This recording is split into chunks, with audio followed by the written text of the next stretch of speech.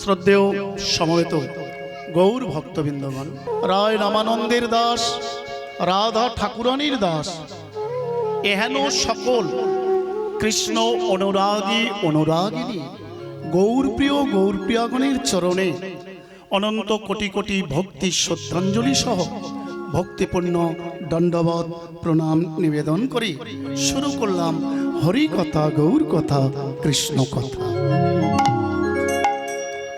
চৈতন্য চরিতামৃতের কথা, হরি চৈতন্য চৈতামৃতের কথা, শ্রীমদ ভাগবতের কথা, ভক্তমাল ভক্ত কণ্ঠহারের কথা, হরি হরির কথা, তথা হরি কথা, গৌর কথা, কৃষ্ণ কথা। হরি কৃষ্ণ কথা।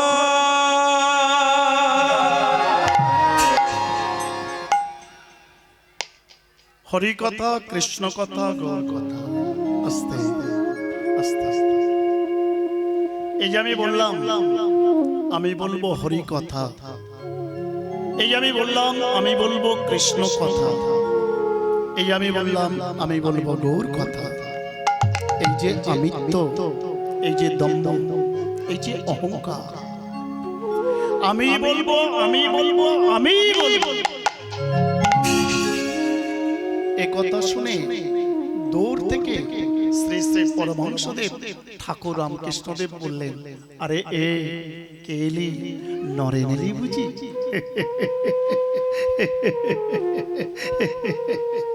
আয় আয় বস বস, মাঝে মধ্যে কোথায় যাস? নে নে, একটা প্রেম সে প্রেমানন্দে ভালো করে একটা গান শোনা তো দেখি। এই হলো আপনার খেপানো, এই হলো আপনার পাগলামি। এই জন্য সকলে আপনাকে পাগল ঠাকুর, খেপা ঠাকুর বলে। ওরে নরে, সকলে বলে বলে তো তুইও তো বলতে কম করলি। বলবো না ঠাকুর, বলবো না? আমাকে কি দেখলেই কেবল আপনার গান শোনার কথা মনে পড়ে? ওরে নরে, তোকে দেখলে আমার গান শোনার কথা মনে পড়বে কেন?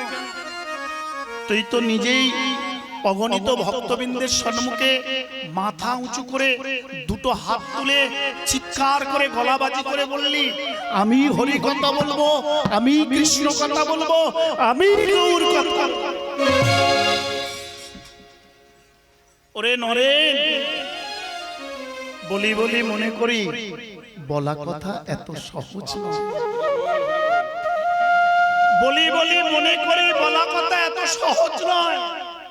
সকালবেলা ঘুম থেকে উঠেই আমরা প্রত্যেকে চিন্তা করি, ভাবনা করি, আজ থেকে আর কোনো খারাপ কাজ করব না, আজ থেকে সদা সর্বদা যে কোনো কর্ম করি না কেন ধর্মযুক্ত কর্ম করব। কিন্তু দিনের আলো আর প্রকৃতির বাতাস আর আত্মীয় বন্ধু বান্ধব, পরিবারের পারিবারিক নানান চাপ, সবকিছুর মধ্যে দিয়ে আমার নিজের প্রতিজ্ঞার কথা আমি নিজে ভুলে যাই। হরে কৃষ্ণ মা। তাই ঠাকুর আমার বিবেককে বললেন, ওরে নরেন, তোকে দেখলে আমার গান শোনার কথা মনে পড়বে কেন? তুই তো নিজেই চিৎকার করে বললি, আমি হরি কথা বলবো, আমি গৌর কথা বলবো, আমি কৃষ্ণ কথা বলবো। কিন্তু নরেন, তুই কি জানিস তোর সম্মুখে আজকের যারা আসন করে উপবেশন করেছেন ঠাকুর? হ্যাঁ রে, তোর সম্মুখে যারা আজকের আসন পেতে আসনে উপবেশন করেছেন, হরি কথা, কৃষ্ণ কথা, গৌর কথা, কৃষ্ণ প্রেম আস্বাদন করবে বলে হরি নাম সংকীর্তন, হরি নাম শুনিতে শুনিতে, হরি নাম শুনিতে শুনিতে যারা উপনীত হয়েছে তারা কারা? আজ্ঞে না, তা তো জানি না। তাহলে তোর সম্মুখে যারা আজকের আসন করে উপবেশন করেছে তারা কারা সে সম্বন্ধে তোর কোনো বোধগম্য কোনো চৈতন্য নাই। কেবলই দুটো হাতে করে তালি দিতে দিতে, এইভাবে দুটো বাহু তুলে এইভাবে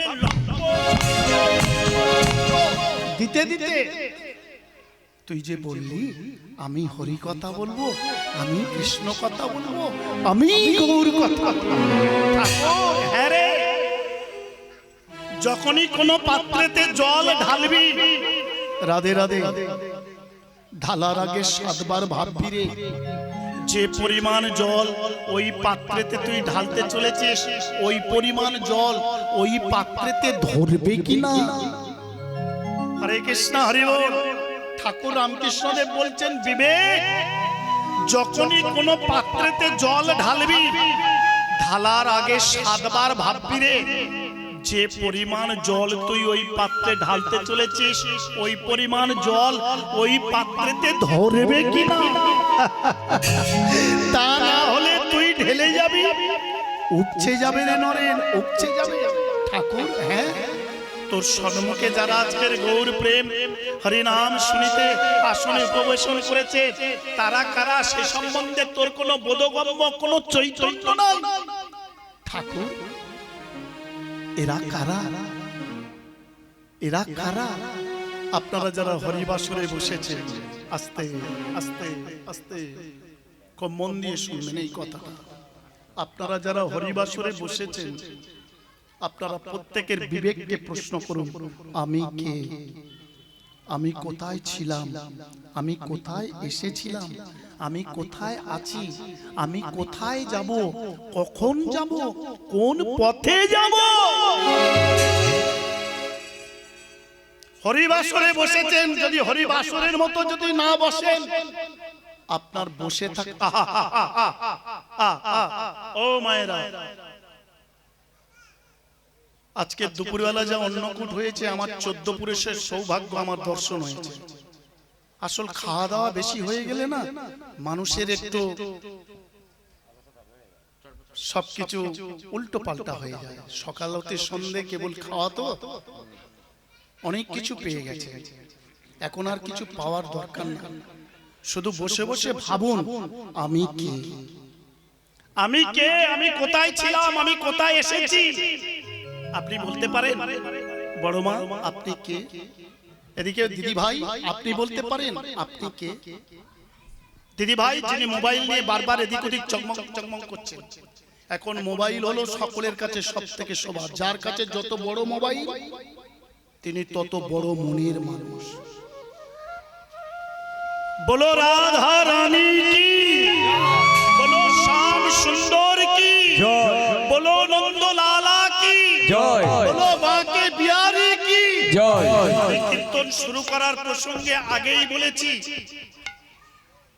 কথা যদি না শোনেন তাহলে কিন্তু দুঃখ অবশ্যম্ভাবী। খুব ভালো করে শুনুন, please my request, if you kindly don't mind, always সকল ভক্তের কাছে করজোড়ে অনুরোধ। সত্যযুগে হিরণ্যকশিপু দত্তকুলে জন্মগ্রহণ করেছিল, রাক্ষস কুলে জন্মগ্রহণ করেছিল, বীর পালান, পৃথিবীর কোনো কিছুতে তার বদ্ধ তাকে মারা যাবে না এমনই বড় পেয়েছিল। কথা শোনেনি বলে তার অকাল মৃত্যু হয়েছিল। আরো শুনে নিন বাবা, ত্রেতা যুগে রাবণ বীর ত্রিকালদর্শী, এ বিশ্ব ব্রহ্মাণ্ডে যত বর্ণ শ্রেষ্ঠ ব্রাহ্মণ ছিল, রাক্ষস কুলে, দানব কুলে, অসুর কুলে জন্মগ্রহণ করেও রাবণ কিন্তু ত্রিকালদর্শী বড় ব্রাহ্মণ ছিল। একদিন ভগবান শ্রী রামচন্দ্র রাম অবতারে দেবী দুর্গতি নাশিনী, যিনি সকল দুর্গতি নাশ করে, সেই দুর্গতি নাশিনী দুর্গাকে পূজা করবার জন্য রাবণকে আমন্ত্রণ করে ডেকে নিয়ে এসেছিল। সেই রাবণও কিন্তু কথা শোনেনি, এই জন্য তার অকাল মৃত্যু হয়েছিল। দাপর যুগে কৃষ্ণ অবতারে ওই যে রাধারানীকে নিয়ে সুন্দরভাবে হাসি মাখা বদনে দাঁড়ায় আছে, নিজে সশরীরে দুর্যোধনের বাড়িতে প্রাসাদে গিয়ে দুর্যোধনের কাছে হাত জোড় করে গলবস্ত্রে মাথা নিচু করে বলেছিল, দুর্যোধন, 5 ভাইয়ের জন্য মাত্র 5খানা গ্রাম, তুমি সব নাও, 5 ভাইয়ের জন্য মাত্র 5খানা গ্রাম। কিন্তু কথা শোনেনি, আর কথা শোনেনি বলে একই মায়ের গর্ভে, একই পিতার ঔরসে একটি ভাই না 100 ভাই একটার পর একটা কুরুক্ষেত্রের ধর্মযুদ্ধে অকাল মৃত্যু হয়েছে। তাহলে সত্য গেল, ত্রেতা গেল, দাপর গেল, তিন যুগে একটাই কারণ ধ্বংসের, কথা শুনিনি বলে। কিন্তু লক্ষ্য করুন ভক্তমণ্ডলীগণ, এহেন ধন্যাতি ধন্য কলিযুগ। এই কলিযুগে মাতাল, জাঁতাল, রাজকটাল পৃথিবীতে সবকিছু কর্মেতে লুপ্ত। যত রকম কর্ম আছে, কি নাম তাদের? নাম হলো জগাই মাধাই। জগৎগুরু জগতের আচার্য নিত্যানন্দের কথা শুনেছিল বলে তারা দুটো ভাই উদ্ধার হয়েছিল। অন্তত সত্য ত্রেতা দাপর তিন যুগের ন্যায় অকাল মৃত্যু হয় না। তাই আজকের আপনাদের হরিবাসরে দাঁড়িয়ে অদম কীর্তনিয়া শ্রীকৃষ্ণ গোপাল বৈদ্য করজোড়ে নিবেদন করে 3 ঘন্টা, 3.5 ঘন্টা, 4 ঘন্টা, 4.5 ঘন্টা বকতে বকতে যে কথাগুলো বলবো, যদি শোনেন মন দিয়ে, প্রাণ দিয়ে, আমার 100% বিশ্বাস এহেন জীবনে কোনো একদিন না একদিন কাজে লাগবে, লাগবে, লাগবে, লাগবে। তাই জোর করে করজোরে বলছি, শুধু কথাগুলো একটু শুনে যান।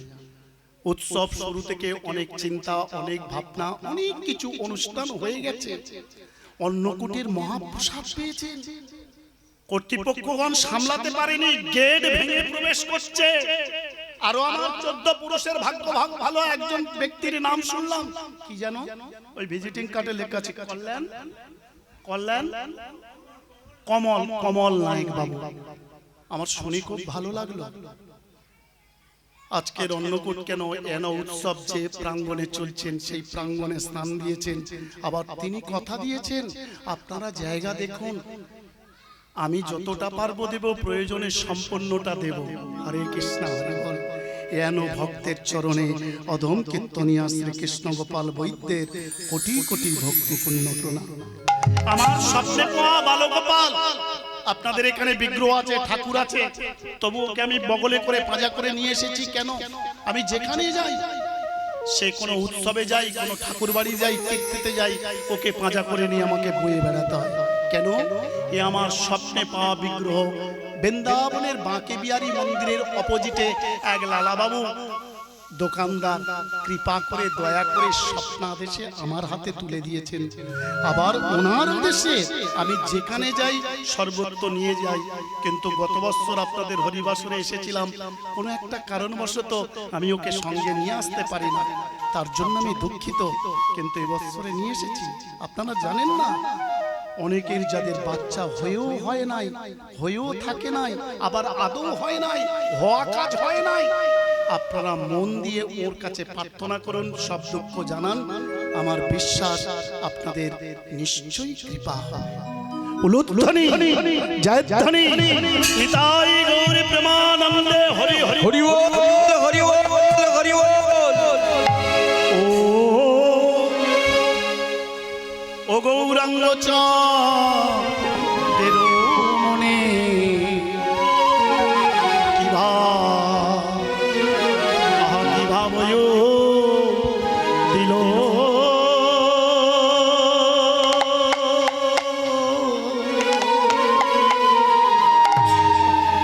ও হরি গৌরাঙ্গ চাঁদের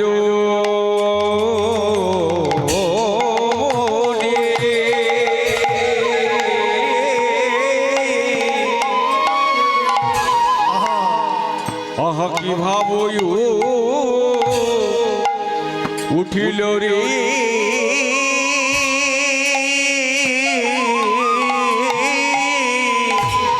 ওই না পুরবের, ওই না পুরবের, আহা ভাবে গোনা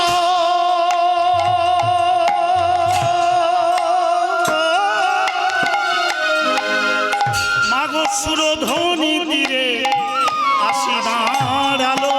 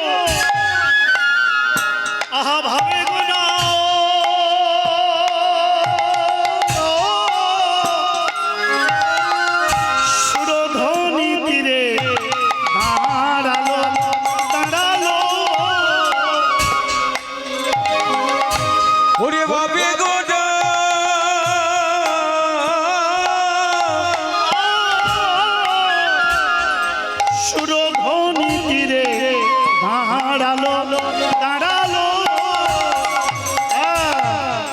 এসে দাঁড়ালো দাঁড়ালো এসে দাঁড়ালো দাঁড়ালো এসে দাঁড়ালো দাঁড়ালো দাঁড়ালো দাঁড়ালো হবে নিধি গৌর হরি আমার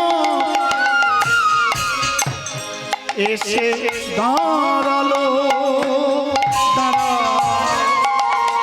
ওরে ভাবে নিদি গৌর হরি আমার এসে দাঁড়ালো দাঁড়ালো ওই না নদী আর চাচা প্রাণে গৌর হরি আমার এসে দাঁড়ালো দাঁড়ালো ওরে নদী আর চাঁদে গৌর হরি আমার এসে দাঁড়ালো দাঁড়ালো ওই না নদী আর চাচা উলুধ্বনি প্রাণে গৌর হরি আমার আসি দাঁড়ালো দাঁড়ালো হরি নদী আর চাঁদ গৌর হরি আমার এসে দাঁড়ালো দাঁড়ালো তবে বলে আর মাতাবে বলে তবে বলে মাতাবে বলে গো আপনি মাতি জগদীকে মাতা মাতাবে বলে ওরে আপনি জগৎ মাতাবে বলে গো আপনি মাতি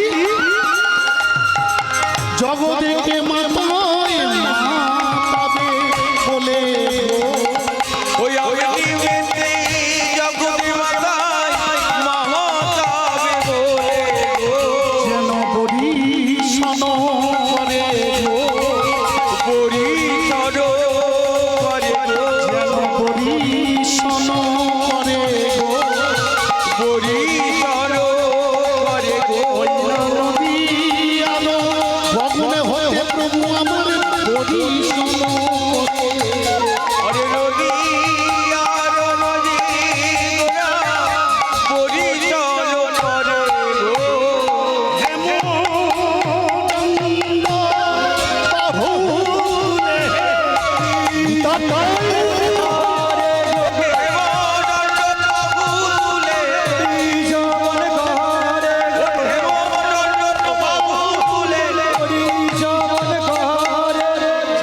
যেন পরিসর করে গো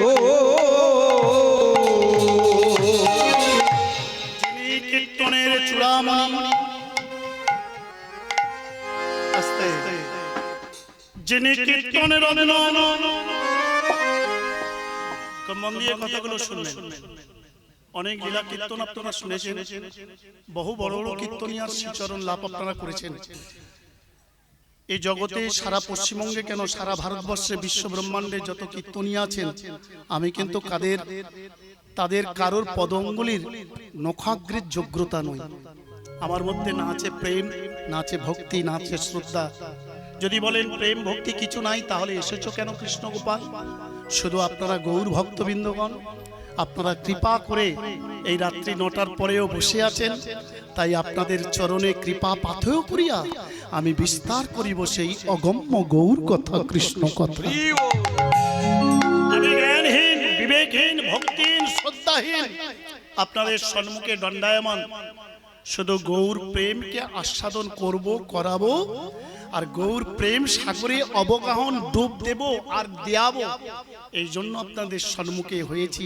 উপস্থিত দণ্ডায়মান হরিকথা কৃষ্ণ কথা বলতে গিয়ে অনেক ভুল ত্রুটি হয়ে যাবে আপনারা নিজ সন্তান নিজ বন্ধু নিজ বান্ধব মনে করে দয়ার সহিত ক্ষমা করে দেবেন শুনুন ভক্তমণ্ডলীগণ আস্তে আস্তে আস্তে ভক্তমণ্ডলীগণ, ওরা বড় স্টেজ পেয়ে গেছে, ডাইট পেয়ে গেছে, উপায় নাই, পলাইবার পথ নাই, জমাছে পিছে। প্রথমে ছিল কি উত্থান একাদশী। খুব মন দিয়ে শুনুন, আজকের যে দিনটা আপনারা পেয়েছেন কি করে শুরু হলো? প্রথমে উত্থান একাদশী। সেই যে আষাঢ় মাসে প্রভু আমার রথযাত্রা করার পর শয়ন একাদশীতে শয়ন করেছিল, তারপরে পার্শ্ব একাদশী, তারপরে এই রাস পূর্ণিমার আগে যে একাদশী এসেছেন উত্থানৈব একাদশী, উত্থান একাদশী। ওই উত্থান একাদশীর পরের দিনে ছিল দ্বাদশী, তারপরে ত্রয়োদশী, তারপরে এসেছিল একটা চতুর্দশী। আস্তে আমি জানি আপনারা প্রত্যেকে আমার থেকে অনেক অনেক বহু বহু বহু গুণীজন জ্ঞানীজন আপনারা যারা হরিবাসরে বসেছেন, আমি যদি মনে করি চিন্তা করি আমার মতো কারোর জ্ঞান নাই বুদ্ধি নাই, খুব অপরাধ হয়ে যাবে। আপনারা পূর্ণাঙ্গ পূর্ণ পূর্ণাতি পূর্ণ, আপনারা পূর্ণ জ্ঞানী, আপনাদের চরণে